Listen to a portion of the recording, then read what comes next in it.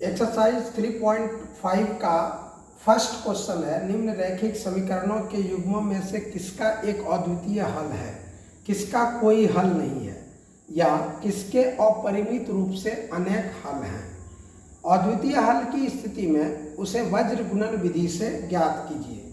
तो पहला समीकरण है x - 3y - 3 = 0, 3x - 9y - 2 = 0। तो इसको हम लोग सबसे पहले फर्स्ट इक्वेशन मान लेते हैं, इक्वेशन नंबर 1, और इसको हम लोग मान लेते हैं इक्वेशन नंबर 2। तो देखिए यहाँ पर क्या दिया है, यहाँ a1 क्या है, a1 = 1, b1 = -3 और c1 = -3, a2 = 3, b2 = -9 और c2 = -2। तो चलिए तुलना करते हैं। यहाँ पर a1/a2 = क्या हो गया, 1/3, b1/b2 = क्या हो गया, -3/-9। तो ये कट गया, 3 एकम 3, 3 तिया 9, बराबर हो गया 1/3। और c1/c2 क्या हो गया, -3/-2, माइनस माइनस कैंसिल हो गया, 3/2। अब देखिए यहाँ क्या हम देख रहे हैं कि a1/a2 1/3 है, b1/b2 1/3 है, यानी a1/a2 बराबर है b1/b2 का। चूंकि a1/a2 = b1/b2 but not equal to c1/c2, ये हुआ। इस स्थिति में क्या होता है, इसका कोई हल नहीं होगा। इसलिए दिए गए रैखिक समीकरण युग्म के कोई हल नहीं है, कोई हल नहीं है। सेकंड नंबर में है, सेकंड नंबर है 2x + y = 5, 3x + 2y = 8। तो चलिए इसको हम लोग क्या करेंगे, 2x + y और 5 को बाईं ओर ले आएंगे, -5 = 0। इसको इक्वेशन नंबर फर्स्ट करेंगे और इधर हो जाएगा 3x + 2y और 8 को बाईं ओर ले आएंगे, -8 = 0। ये हो गया इक्वेशन नंबर सेकेंड। अब देखिए यहाँ क्या हम देख रहे हैं, यहाँ a1 = 2 है और b1 = 1 है और c1 क्या है, -5, a2 क्या है, a2 = 3 और b2 = 2 और c2 = -8। चलिए अब तुलना करते हैं हम लोग। यहाँ पर a1/a2 = 2/3, चलिए b1/b2 = 1/2। यहाँ हम क्या देख रहे हैं कि a1/a2 बराबर नहीं है b1/b2 का, तो इसका एक अद्वितीय हल होगा। चूंकि a1/a2 not equal to b1/b2, इसलिए दिए गए रैखिक युग्म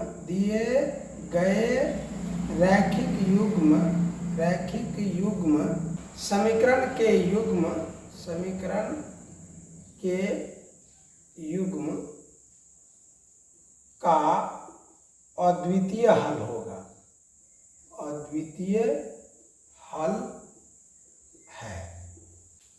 अब x का मान निकालेंगे हम लोग, b1 × c2 - b2 × c1 by a1 × b2 - a2 × b1 और y का मान क्या आ जाएगा, c1 × a2 - c2 × a1 by हो जाएगा a1 × b2 - a2 × b1 और x = b1 है यहाँ पर 1, तो 1 × c2 है यहाँ पर -8 रख दिया। अब इसको ब्रैकेट में कर देता हूँ, -b2 यहाँ पर है 2 × c1 है यहाँ पर -5। चलिए हो गया, बाई हो जाएगा यहाँ पर a1 है 2 इंटू बी टू है 2 माइनस ए टू है यहाँ पर 3 इंटू बी वन है यहाँ पर 1। ये हो गया x का मान, और y का मान हो जाएगा C1 है यहाँ पर -5 इंटू ए टू है यहाँ पर 3, उसका माइनस C2 है -8, और इंटू A1 है यहाँ पर 2 y हो जाएगा A1 है 2 इंटू बी टू है 2 माइनस, और ए टू है यहाँ 3 इंटू बी वन है यहाँ 1।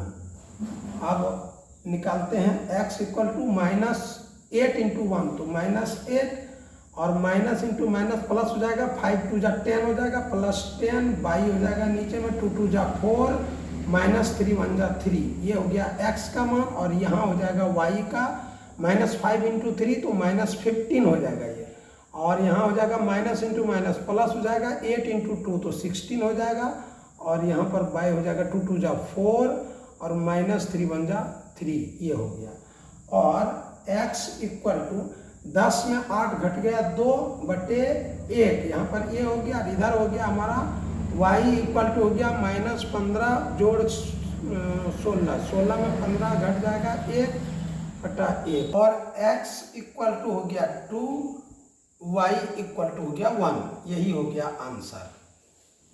तीसरा नंबर सवाल है 3x - 5y equal to 20, 6x - 10y equal to 40। तो सबसे पहले इसको हमें चेक करना होगा कि इसका हल अद्वितीय है या कोई हल नहीं है, या अपरिमित रूप से अनेक हल है। यदि अद्वितीय हल होगा तो उसे वज्र गुणन विधि से निकालना है। तो चलिए यहाँ हम क्या देख रहे हैं, पहला जो है ये 3x - 5y, और 20 को बाईं ओर ले आएंगे तो -20 हो जाएगा इक्वल टू 0। तो ये हो गया हमारा इक्वेशन नंबर फर्स्ट।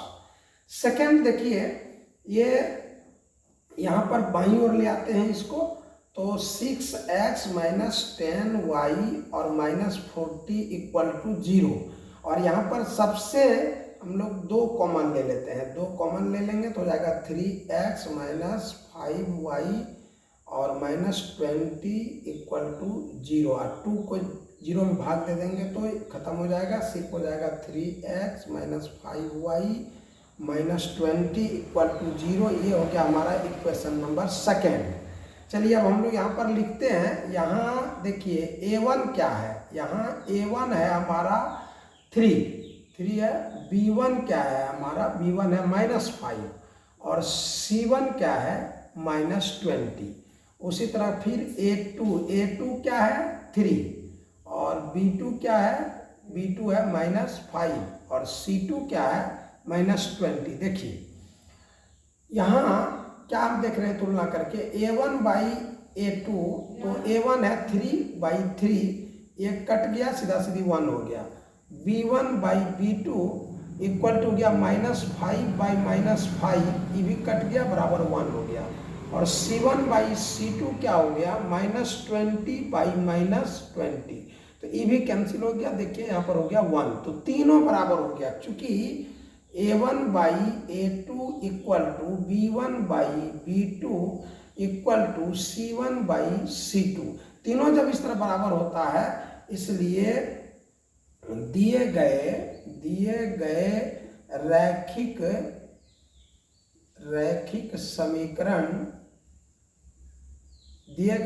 समीकरण युग्म के अपरिमित रूप से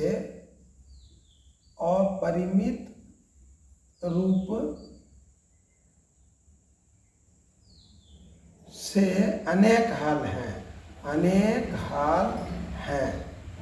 तो जब एक हल नहीं है तो इसलिए इसका हम लोग को जो है निकालना नहीं है वज्र गुणन विधि से।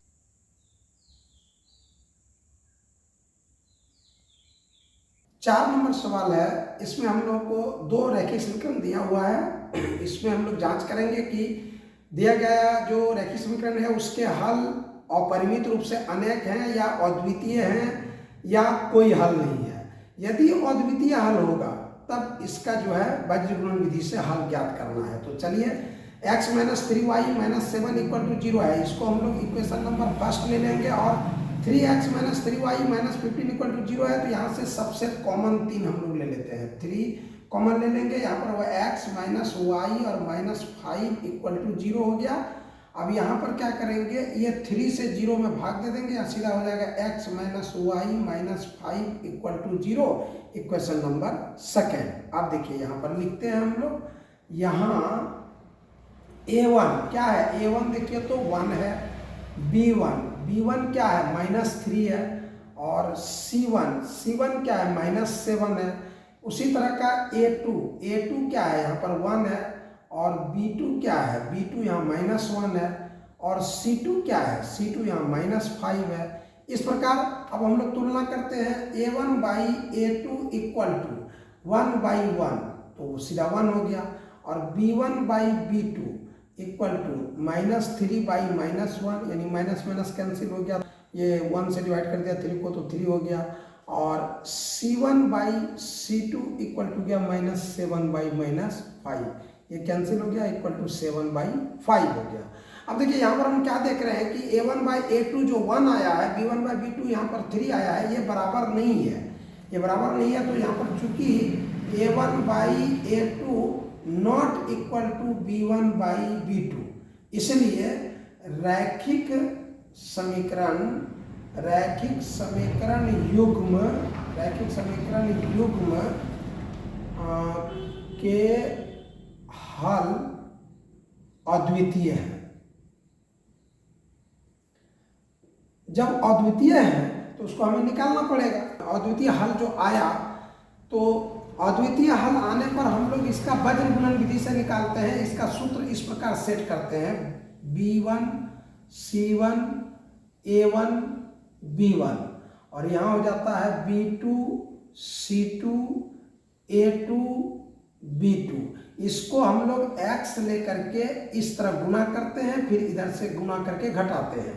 यहाँ पर y लेकर के इसको, ये दोनों को गुना करते हैं, और फिर इसको गुना करके घटाते हैं। यहाँ पर 1 लेकर के इसको दोनों को गुना करके और फिर इसमें घटाते हैं हम। x इक्वल टू जब हम लिखेंगे तो यहाँ पर हो जाएगा b1 into c2 minus b2 into c1 by हो जाएगा a1 into b2 minus x equal to minus into minus plus हो गया, 5 3 जा 15 हो गया, 5 गुना 3 15, और माइनस इंटू माइनस प्लस हो गया, प्लस इंटू माइनस माइनस हो गया, 7 एकम 7, बटे हो गया यहाँ पर -1 गुना 1 तो -1, घटाओ यहाँ पर माइनस इंटू माइनस प्लस हो जाएगा, और 3 इंटू 1 तो 3 हो गया, और y इक्वल टू क्या हो गया -7 गुना 1 तो -7, और माइनस गुना माइनस प्लस हो गया, 5 एकम 5 प्लस 5 बटे -1 गुना 1 तो -1, और माइनस इंटू माइनस प्लस हो गया, 3 हो गया यहाँ पर। इस प्रकार अब देखिए यहाँ पर x इक्वल टू क्या हो गया हमारा, x इक्वल टू हो गया 15 में 7 घट गया 8 बटे 3 में 1 -1 हो गया तो 2 हो गया, 2 चौके 8, और y इक्वल टू यहाँ पर क्या हो गया -7 में 5 घट जाएगा, -2, अब बटे हो जाएगा, -1 घट जाएगा 3 में तो 2, ये 2 कैंसिल हो गया, बराबर हो गया -1, यहाँ बराबर हो गया 4। अतः x इक्वल टू 4 और y इक्वल टू -1, यही हो गया हमारा आंसर।